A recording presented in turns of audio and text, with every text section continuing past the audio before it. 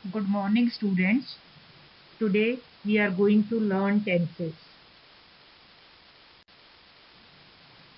Now, you all are well aware how many types of tenses are there. Of course, there are three types of tenses: present tense, past tense, and future tense, which are further divided into four subgroups. Present tense has the following types: simple present tense, which is also known as present indefinite tense, present continuous tense, then present perfect tense, and the fourth one is present perfect continuous tense. In the similar manner, in past tense also, first is simple past tense or past indefinite tense, second past continuous tense or past progressive tense, third one past perfect tense, and the fourth one is past perfect continuous tense, and the third is future tense, which is again divided into four types, that is simple future tense, future continuous tense, future perfect tense, and future perfect continuous. So today we are going to read about simple present tense, which is also known as present indefinite. Now, what are the rules of simple present tense? When you have to frame a sentence, we use subject plus first form of the verb, that is the base form, and s and es is added with some of the subjects plus object. Object is optional. Now, where do we use first form of verb? These subjects take first form of verb, that is I, we, you, they, and plurals. And s and es is used with he, she, it, name of a person or a thing, that is third person singular. With third person singular, we use s or es along with first form of the verb. Now let's see some example. For example, I play cricket. We go to school. You write a letter. They learn music. Now you can see in all these subjects I, we, you, they, we have used first form of the verb, that is play, go, write, and learn. Let's see sentence number 5. Here the subject is he. He plays chess.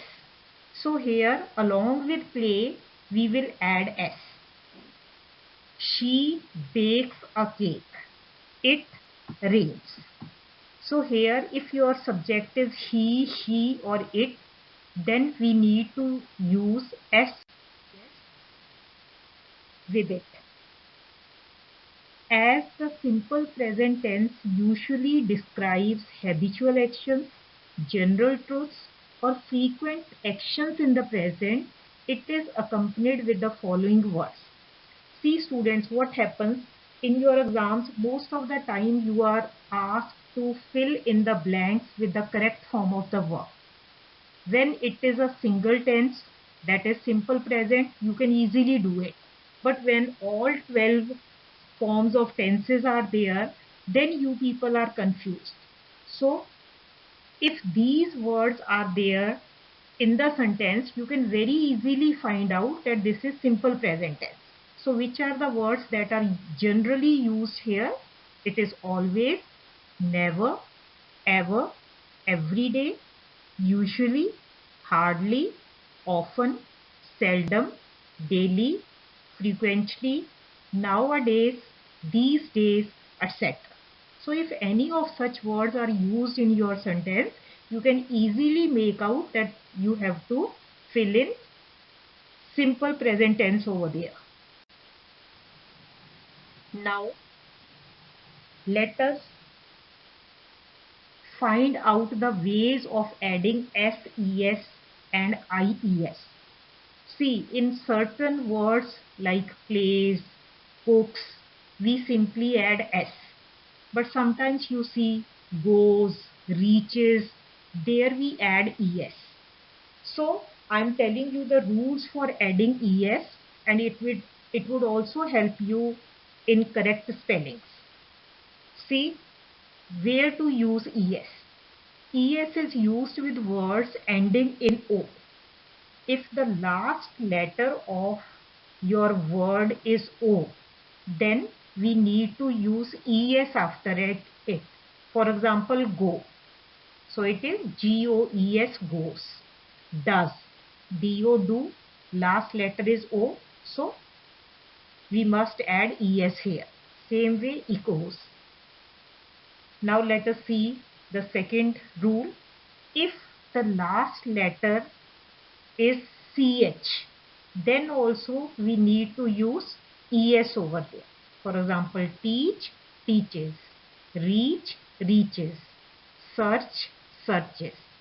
Same way, if your last letter is SH, then also we have to use ES. Like for example, push, pushes, PUSHES, rush, rushes, wash, washes. And the next rule is if the last letters used are double S. For example, pass, PASS, pass. So we will have to put ES after it. Passes, crosses, dresses. Same way, if the last letter is X, then also we use ES with it. Boxes, fixes, mixes. So you must remember this rule. You have to check the last letters. If it is O, CH, SH, double S, X, then we have to make use of ES and not only S. Now next one is IES. IES is used with words ending in Y. For example, let's see the word cry, CRY. So when you have to add ES there, what you have to do is you have to omit Y from here and in its place we will write IES, CRIES. Same way study, studies. So students, if you will learn these rules, it will help you in improving your spellings. You will not make mistakes over there and remaining words take S. Move on to the next slide. In the previous slide, we have seen the rules of affirmative sentences. Now here, how to frame a negative sentence. Children, when you have to make a negative sentence, then the rules are subject plus do or does plus not plus first form of verb. So here, wherever we have made use of S or ES, along with those we use does not. For example, if your subject is he, she, it, then we make use of does not plus first form of verb. And always remember that when we have made use of does, after that we need to use first form of verb. That S or ES after the verb will be removed. And if your subject is I, we, you, they or these, so these subjects takes do not with it. So the examples are given, the sentences which we have made, the sentences, affirmative sentences, same sentences only we are changing it into negative. I play cricket, the negative is I do not play cricket. We go to school, the negative is we do not go to school. You do not write a letter. They do not learn music. But when the subject is he, then he does not play chess. She does not bake a cake. It does not.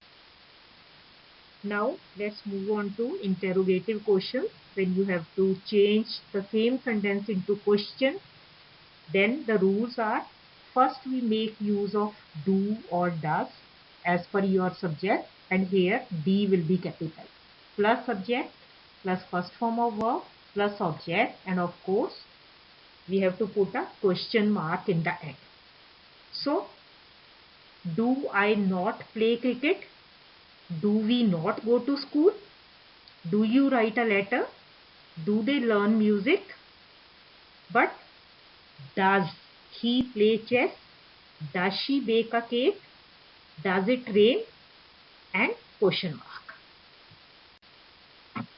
Now it can also be changed into negative interrogative. So here the rules are do or does plus subject plus not plus first form of verb plus object. So same way, do I not play cricket? Do we not go to school? Do you not write a letter? Do they not learn music? Does he not play chess? Does she not bake a cake? Does it not rain? Now, students, you must solve this exercise. Fill in the blanks using correct form of the verb. So, go through these sentences and solve it. And in the next question, change the following into negative statements. So here affirmative statements are given. Using the rules, you have to change it into negative. And the third question is change the following into interrogative statements. So here also, making use of the rules of interrogative statement, you need to convert it. And the last one is change the following into affirmative sentences. So here negative and interrogative statements are given and you must change it into affirmative, that is the positive statement.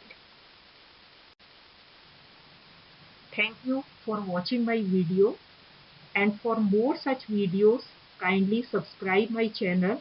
Please do not forget to press the bell icon for latest updates, and the answers of the practice exercise will be uploaded in my next video which I will be uploading very soon.